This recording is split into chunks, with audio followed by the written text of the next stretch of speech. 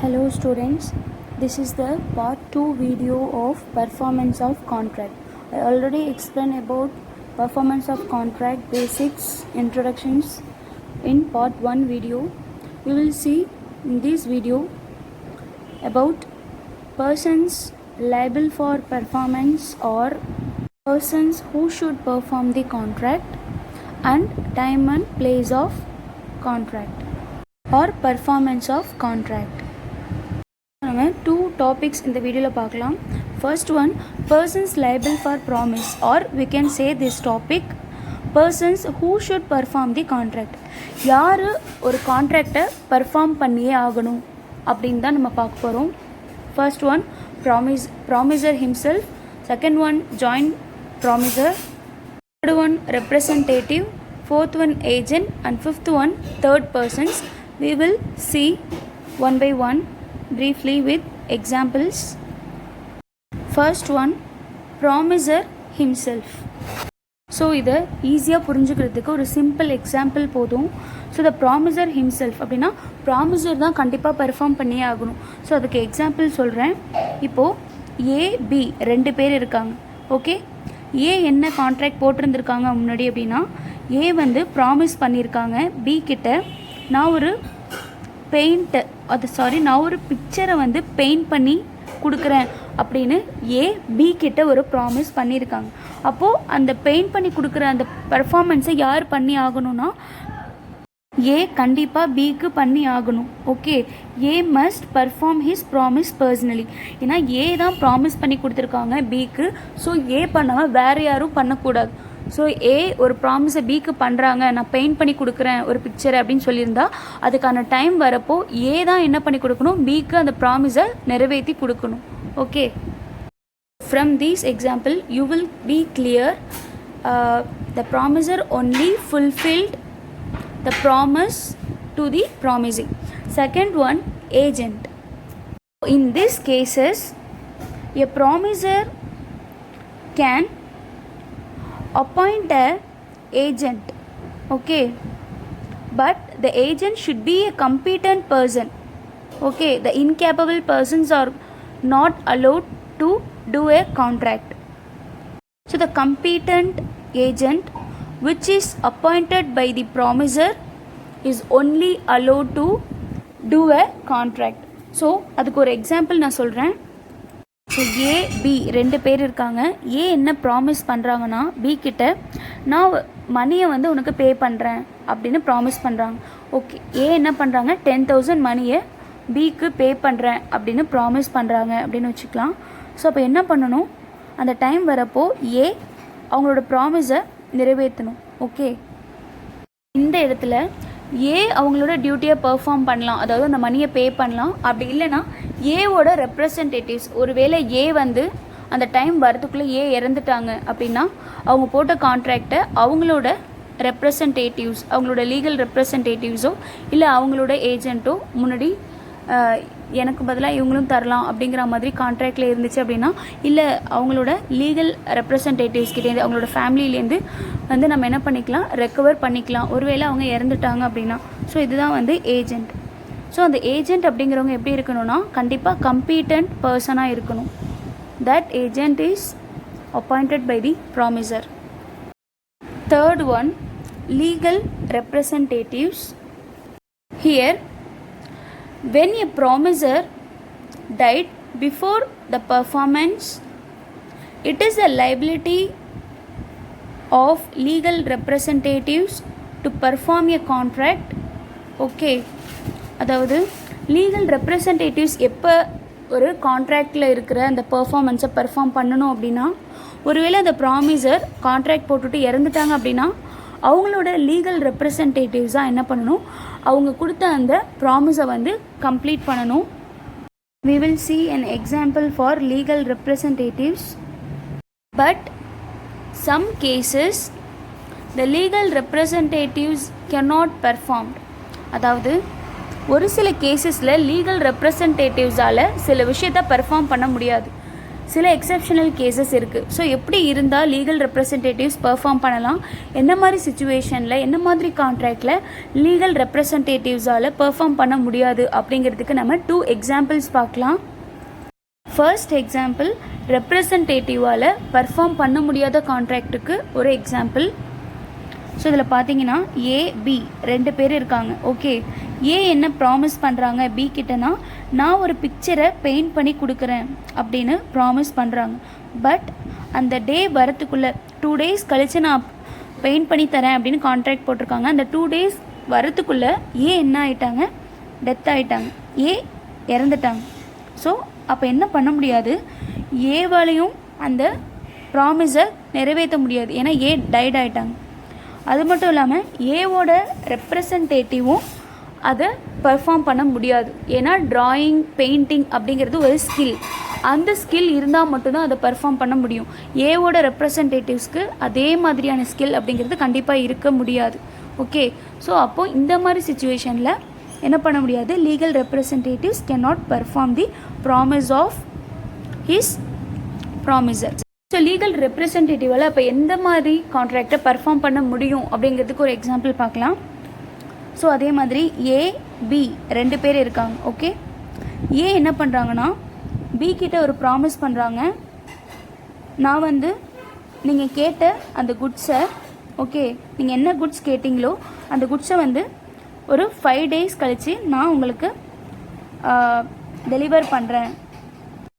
So ஒரு particular பேமெண்ட்டுக்கு, அதாவது 1000 rupeesக்கு அப்படின்னு சொல்கிறாங்க.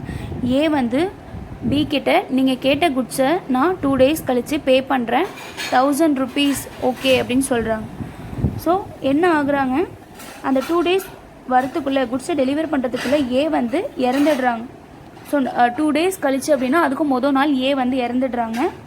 ஸோ அப்போ என்ன பண்ணலாம் அப்படின்னா, ஏவோட ரெப்ரசன்டேட்டிவ் பிக்கு குட்ஸை டெலிவர் பண்ணிவிட்டு பேமெண்ட்டை ரிசீவ் பண்ணிக்கலாம். ஸோ பி என்ன பண்ணணும், ஏவோட ரெப்ரசன்டேட்டிவ் கிட்டேருந்து அந்த குட்ஸை வாங்கினதுக்கப்புறம் 1000 rupeesஐ ஏவோட ரெப்ரசன்டேட்டிவ்ஸ்க்கு கொடுக்கலாம்.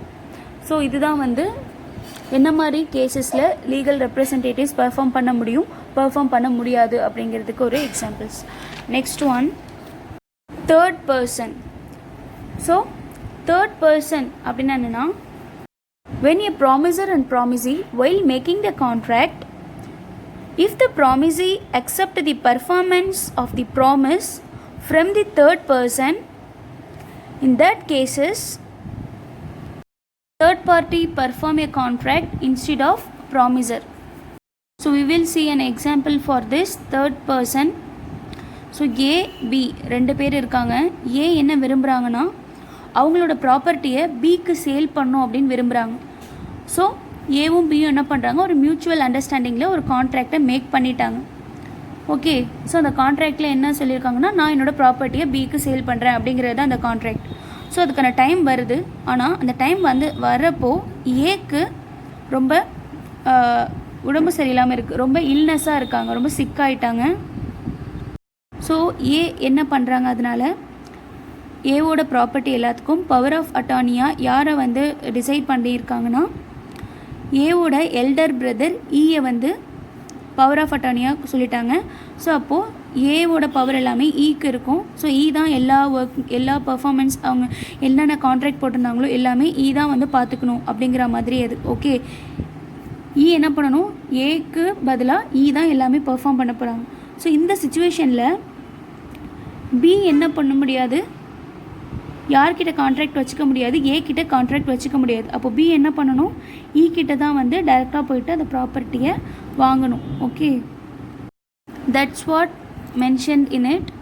B thus afterwards cannot enforce it against the promiser. He can only do with the power of attorney of A, that is E. Next one, fifth one, joint promiser. So joint promiser means while making the contract, when 2 or more persons make a joint promise to the promisee. In that cases, all the joint promiser have a rights to perform the contract. Joint promiser அப்படின்னா யார் அப்படின்னா, AB அப்படின்னு இல்லாமல் ஏ ப்ராமிசர் B ப்ராமிசி அப்படின்னு இல்லாமல் ABC அப்படின்னு 3 ப்ராமிசர் கூட இருக்கலாம். 3 பேரும் சேர்ந்து கூட ஒரு ப்ராமிசர் டிக்கு பண்ணி கொடுத்துருக்கலாம். அந்த மாதிரி ஒரு டைமில் அந்த கான்ட்ராக்டுக்கான டைம் வரப்போ யார் வேணாலும் பர்ஃபார்ம் பண்ணலாம். ஏவும் பர்ஃபார்ம் பண்ணலாம், பியும் பர்ஃபார்ம் பண்ணலாம், சியும் பர்ஃபார்ம் பண்ணலாம் டி கிட்ட. Okay, so we will see one example. So ABC 3 பேர் இருக்காங்க. 3 பேர் என்ன பண்ணுறாங்க, jointly enter into the contract with E. ABC 3 பேரும் சேர்ந்து இ கிட்ட ஒரு கான்ட்ராக்ட் மேக் பண்ணுறாங்க. இது என்ன கான்ட்ராக்ட் அப்படின்னா, ஒரு ப்ராப்பர்ட்டியை பர்ச்சேஸ் பண்ணுறது தான் அந்த கான்ட்ராக்ட். 3 பேரும் சேர்ந்து இ கிட்ட இருக்கிற அந்த ப்ராப்பர்ட்டியை பர்ச்சேஸ் பண்ணிக்கிறோம் அப்படின்னு ஒரு கான்ட்ராக்ட் போட்டிருக்காங்க. ஸோ அந்த கான்ட்ராக்டுக்கான டைம் வரப்போ ஈக்குவல் லைபிலிட்டி யாருக்கு இருக்குன்னா ஏபிசி 3 பேருக்குமே இருக்குது அந்த கான்ட்ராக்டை பர்ஃபார்ம் பண்ணுறதுக்கு with E. Next heading, who can demand performance. யார் வந்து பர்ஃபார்மன்ஸ் பண்ண சொல்ல முடியும். ஸோ யார் வந்து பர்ஃபார்மன்ஸ் பண்ண சொல்லலாம் அப்படின்னா, it is only by the promisee. That persons only can demand to the promisor for performance of the contract. So முன்னாடியே நம்ம ப்ராமிசருக்கு சொன்ன மாதிரி தான் இங்கே ப்ராமிசிக்கும் என்ன அப்படின்னா, ஏபி அதாவது ப்ராமிசரும் ப்ராமிசியும் ஒரு கான்ட்ராக்ட் போட்டிருக்காங்க அப்படின்னா அதுக்கான டைம் வரப்போ அந்த பெர்ஃபார்மன்ஸை பண்ண சொல்லி யார் கேட்கலாம் அப்படின்னா, எந்த கான்ட்ராக்டை எந்த ப்ராமிசி போட்டாங்களோ அந்த ப்ராமிசிக்கு மட்டும்தான் ரைட்ஸ் இருக்குது. அந்த டைம் வரப்போ நீங்கள் சொன்னபடி கான்ட்ராக்டில் இப்போ வந்து என்கிட்ட சேல் பண்ணுறேன் அப்படின்னு ப்ராமிசர் வந்து ப்ராமிஸ் பண்ணியிருந்தாங்கன்னா அந்த ப்ராமிஸை எந்த ப்ராமிசி கான்ட்ராக்ட் போட்டாங்களோ அவங்க தான் வந்து கேட்க முடியும். ஓகே, வேற ஒரு ப்ராமிசி அதாவது தேர்ட் பார்ட்டி வந்து கேட்க முடியாது. We will see one example for it. ஒருவேளை ப்ராமிசி டெத் ஆகிட்டாங்கன்னா மட்டும்தான் லீகல் ரெப்ரசன்டேட்டிவ் அந்த கான்ட்ராக்டை பர்ஃபார்ம் பண்ண சொல்லி ப்ராமிசர் கிட்ட கேட்க ரைட்ஸ் இருக்குது. ஸோ ஏ பி 2 பேர் இருக்காங்க. ஸோ ஏ என்ன பண்ணுறாங்கன்னா ப்ராமிஸ் பண்ணுறாங்க. பி கிட்ட என்ன ப்ராமிஸ் பண்ணுறாங்கன்னா, நான் சிக்கு 10,000 அமௌண்ட் வந்து பே பண்ணுறேன் அப்படின்னு ப்ராமிஸை யார்கிட்ட தான் பண்ணுறாங்க, பி கிட்ட தான் பண்ணுறாங்க. ஓகேவா?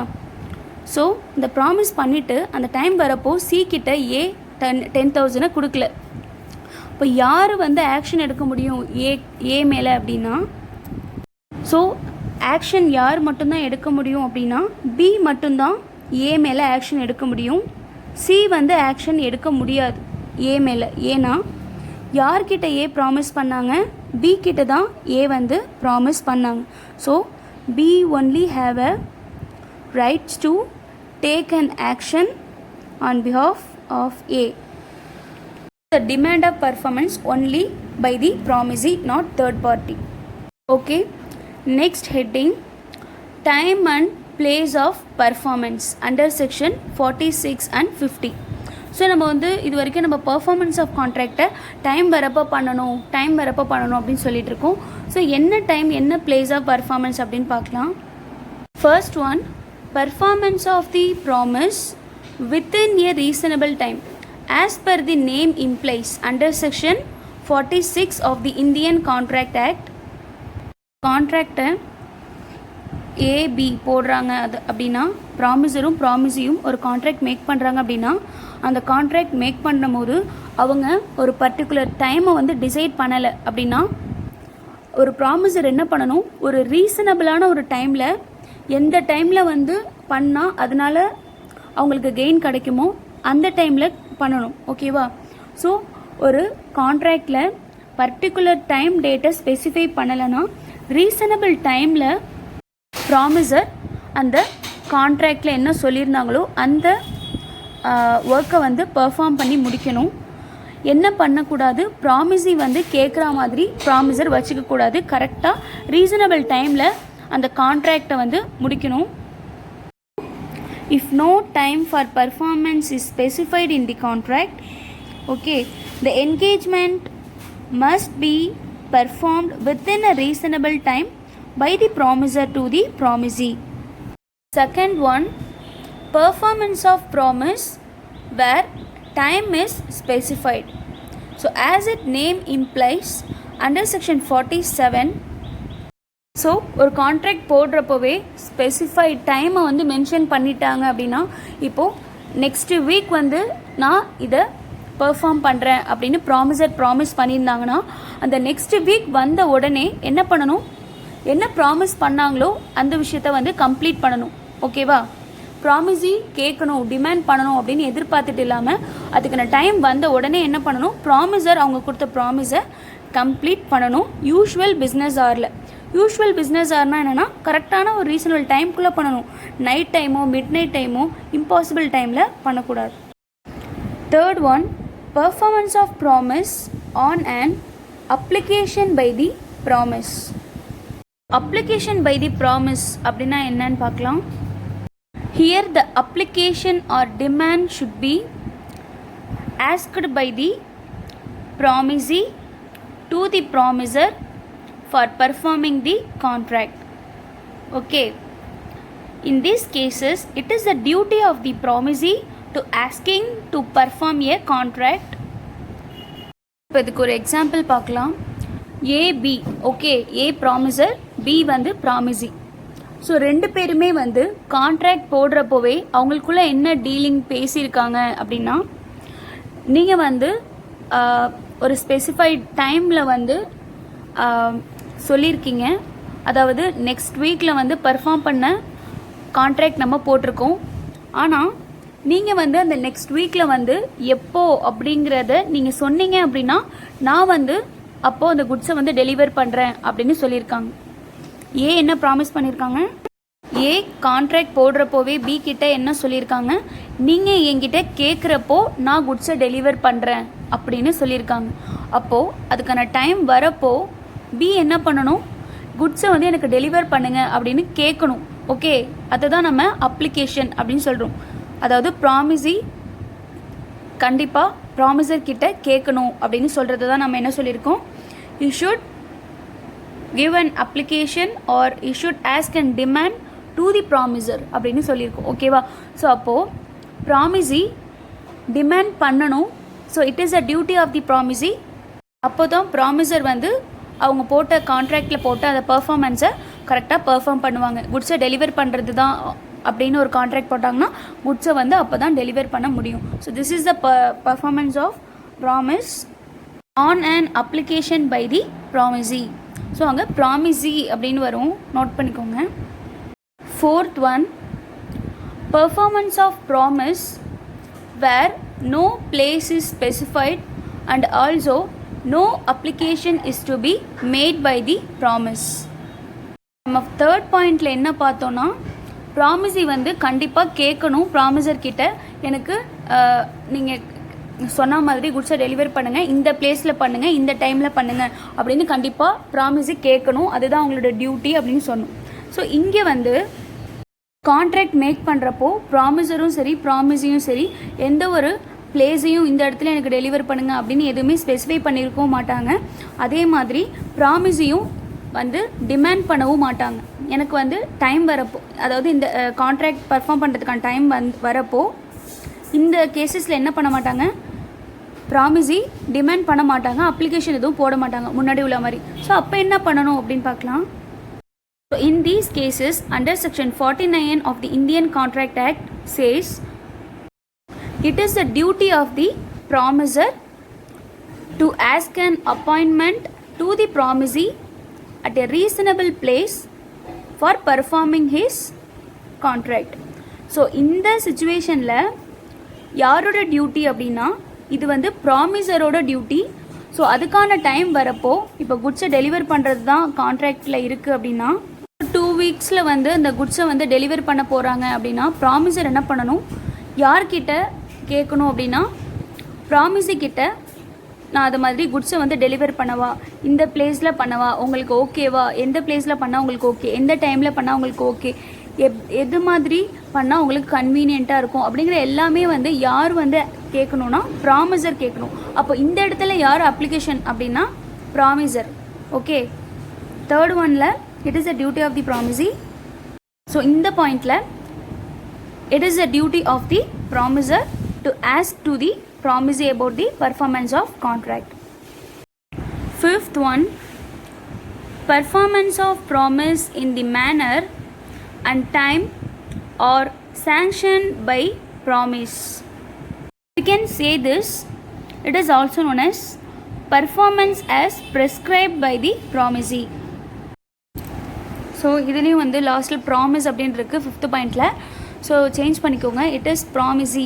ஓகே, ஸோ இதில் என்ன சொல்லியிருக்காங்கன்னா, இந்த கேசஸில் ப்ராமிசி வந்து கான்ட்ராக்ட் போடுறப்போவே அவங்க வந்து ஒரு ப்ராப்பர் டைம், ஒரு ப்ராப்பர் பிளேஸ், ஒரு ப்ராப்பர் மேனர் சொல்லியிருப்பாங்க. ஸோ அந்த மாடலில் தான் பெர்ஃபார்ம் பண்ணணும் அப்படின்னு வந்து ப்ராமிசர் கிட்ட சொல்லியிருக்காங்க அப்படின்னா, ஸோ அந்த கான்ட்ராக்டுக்கான டைம் வரப்போ ஒரு ப்ராமிசர் என்ன பண்ணணும், ப்ராமிசி என்ன சொன்னாங்களோ அந்த டைமில், அதாவது கம்மிங் டியூஸ்டே அப்படின்னா ப்ராமிசி கம்மிங் டியூஸ்டே 8 o'clock அப்படின்னு சொன்னாங்கன்னா ஒரு ப்ராமிசர் என்ன பண்ணணும், அவங்களோட அந்த டியூட்டியை கம்மிங் டியூஸ்டே அதே சேம் டைமுக்கு அவங்க என்ன மாடலில் கேட்டாங்களோ அதே மாதிரி பெர்ஃபார்ம் பண்ணியிருக்கணும். அப்போ தான் the promiser can discharge from his liability.